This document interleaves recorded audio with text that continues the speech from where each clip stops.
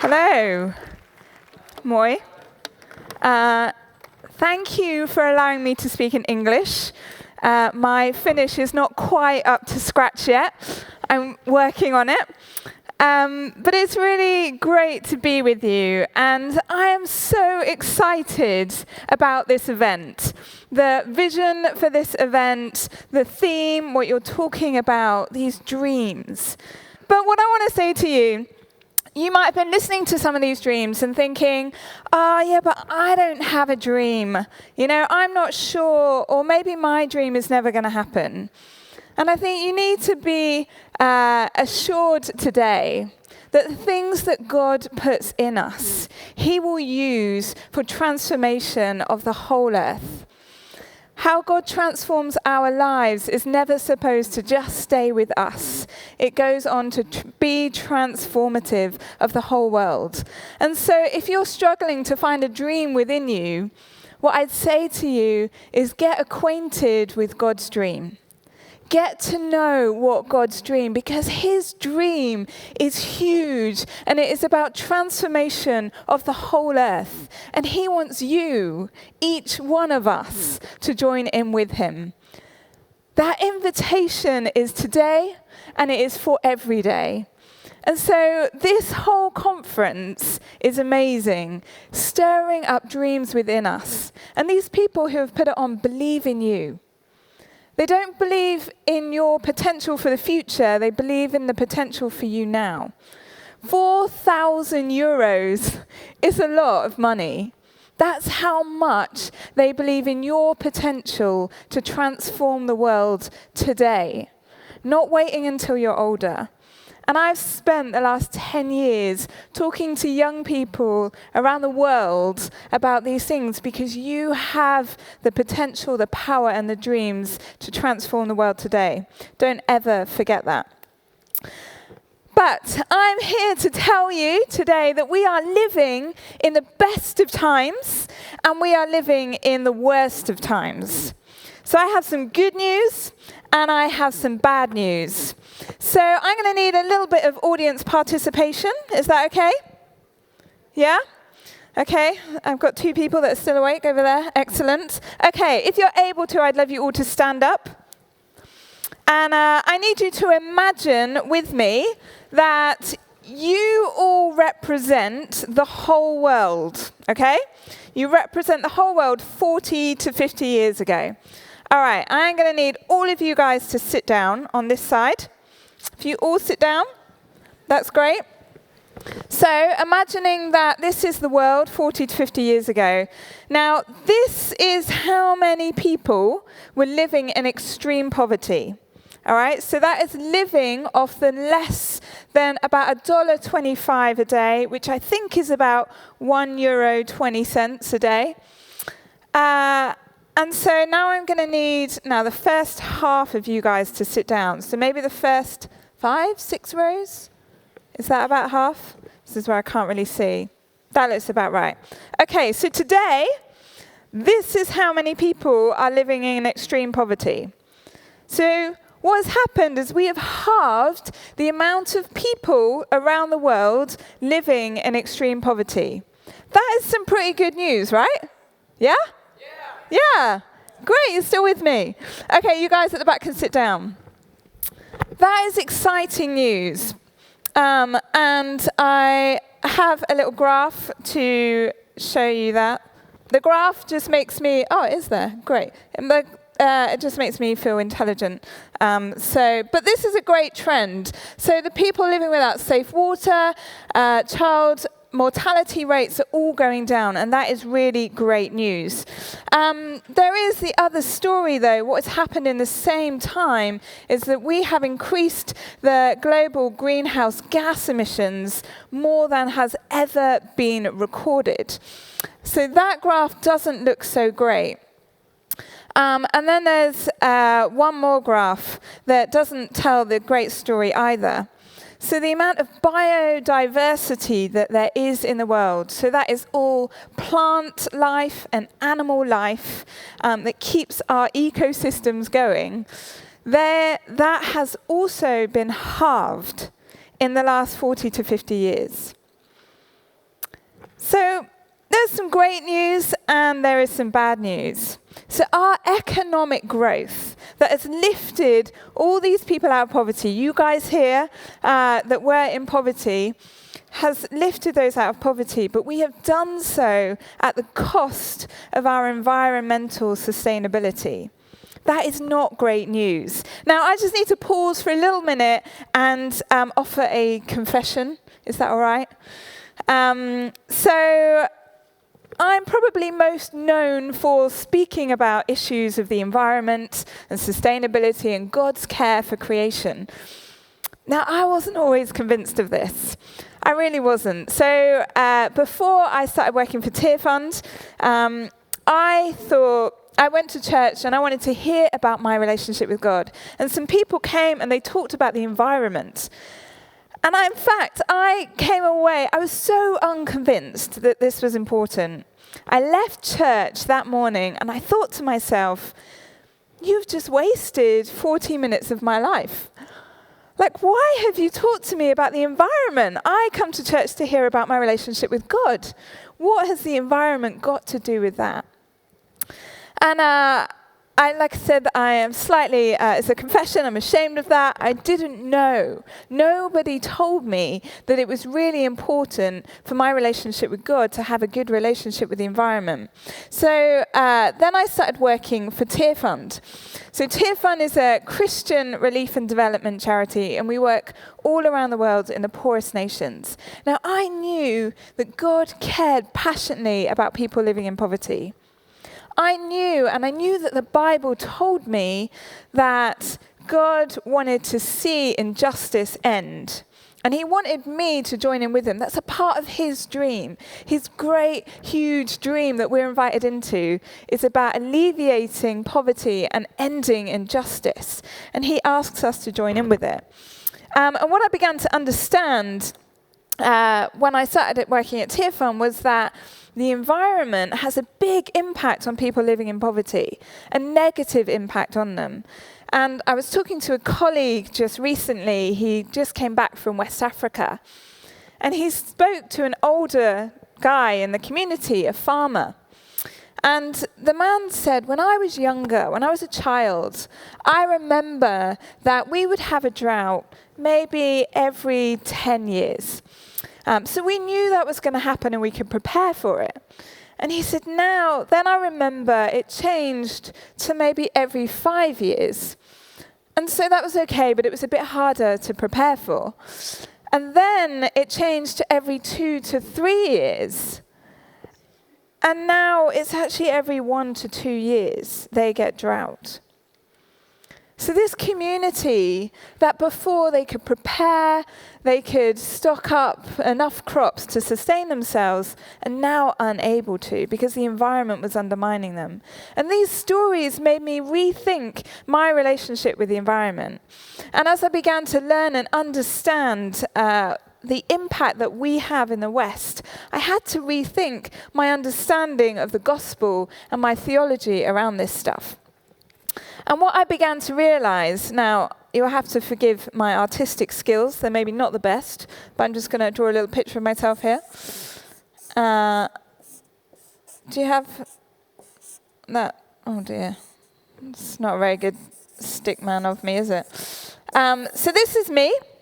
I know, I'm a great artist. And so what I was really taught when I became a Christian is the most important thing is I need to restore my relationship with God. And that was really important, and that's what I focused on. And I knew that God cared about people living in poverty, and I was to care too. And so this was really my gospel. And as I began to re-look at the Bible and re-understand that Jesus is saying, I came to restore all things to myself, all things. And so then suddenly what is really important is my relationship with others. So other people who are close to me, who is in my own community, and other people who are far from me, so my global neighbor. And as I began to think about my relationship with my global neighbor, it made me rethink. If I asked you to look into your clothes today and look at where they were made, I don't know how many of them would have been made in Finland.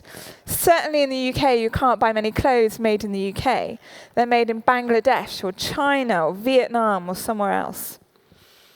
And I don't know how much you've asked that question of how the people were treated who made your clothes. How are the people treated who pick your banana or your tea or your coffee in the morning? How is your relationship with them? Because we have a relationship, but it's often cut off. We don't see it, we don't know. But our relationship with our global neighbour is really important. And if God cares passionately about other people, then if I'm going to ignore them and cut them off, then my relationship with God is going to be a little bit affected.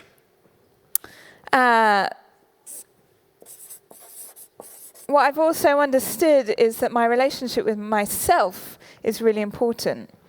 And God cares passionately about me and my identity and knowing who I am in Him. And I need to know and be in better relationship with myself.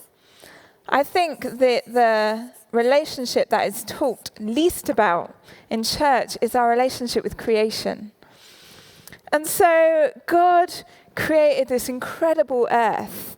And if my relationship with creation is broken, if we are consuming, our economic growth is having a detrimental effect on creation, what do you think that's going to do to our relationship with God? The earth is the Lord's and everything in it. And when the detriment of the environment is impacting my relationship with my global neighbour, that also affects my relationship with God. And what is important for us to understand, as much more than anything really, is we can never have a relationship with God in isolation of others. It impacts everyone and it impacts the whole earth. And so we need to understand the impact that we're having on the environment. Now, one of my housemates, Larry, his name is, he insured me on his car. So I don't own my own car, but he said, why don't I put you on the insurance and you can drive that? Now, you need to understand that I'm a pretty safe driver. But when I borrow his car, I'm like super safe. I'm really careful about how I drive the car. I don't know about you, but when you borrow things from other people, aren't you, really cautious about that? And you want to give it back to them well. But if I drove that car really badly and I mounted the curbs and as I parked it, I scraped it on a post and I left the windows down and it rained and the seats got wet and I gave it back to Larry, what would you think I thought of him? Maybe wouldn't value him that much. What do you think it would do to my relationship with him? It would break it. Let me tell you, if I returned to his car like that, he would not be impressed with me. And the earth is the Lord's and everything in it. When we have destroyed the environment for the sake of our consumption, then that is going to impact our relationship with God. And we need to understand where it's all going wrong. Food waste is a huge issue that has begun to be talked about more. I don't know how much it's been an issue here. But of all of the world's food that is produced for human consumption, a third of it is thrown away. A third. Now that third of all food thrown away would be enough to feed 1 billion people. There's this crazy misuse of resources because how does food get to our table? It's grown, it uses water. People are a part of that process. There are farmers that plant that seed, that tend that crop, that harvest it.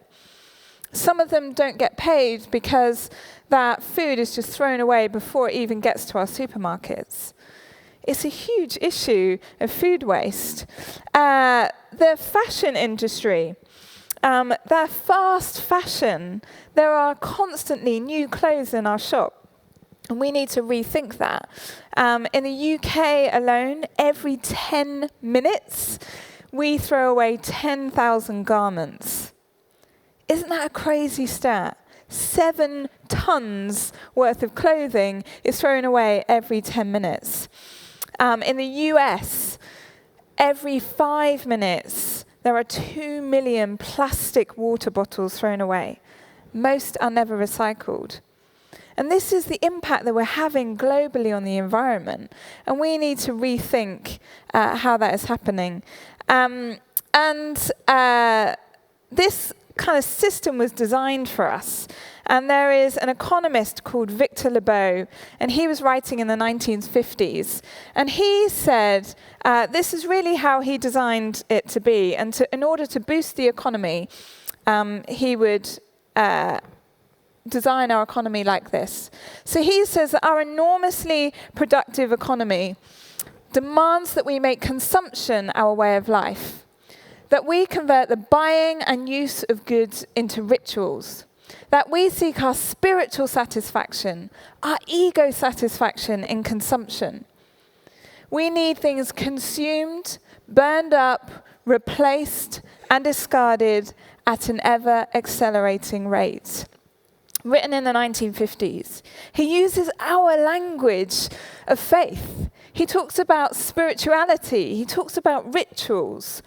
And these things have been hijacked by an overconsumptive world that is neglecting God's creation. And the generation before us didn't know what they were doing. And the generation after us, it's going to be too late to do something about it. It's up to us. And this is where it comes back to those dreams. What are the dreams within you? Do you have dreams of transformation of this world? Because God wants to take our everyday, ordinary lives, and we read it in Romans 12 in the Message. Take our everyday, ordinary life and offer it to God, because he will use it. And so what are we to do? What are your dreams? And one of the things that I've begun to do is try to live zero waste. And so that is sending nothing to landfill. And as I've begun to reimagine my faith and understand these relationships, I understand that this is important for my relationship with God. And so my coffee cup that I take everywhere and my water bottle become like these symbols for me of worship, of honoring God in all that I do. My bamboo toothbrush. Every toothbrush you've ever owned will end up in landfill or incineration. Bamboo toothbrushes, they just biodegrade. We can change the way we live. And so I don't know what your dreams are, but God is looking for a generation who will dream with him of recreation, of the restoration of all things. And so if you're looking for a dream today, it's his dream. And he will put it in you, he will use you, because he is on a mission to transform this world. And so why don't you join in? That is the invitation. And so join in where the world is longing for the church to stand up and lead and live differently. Thanks.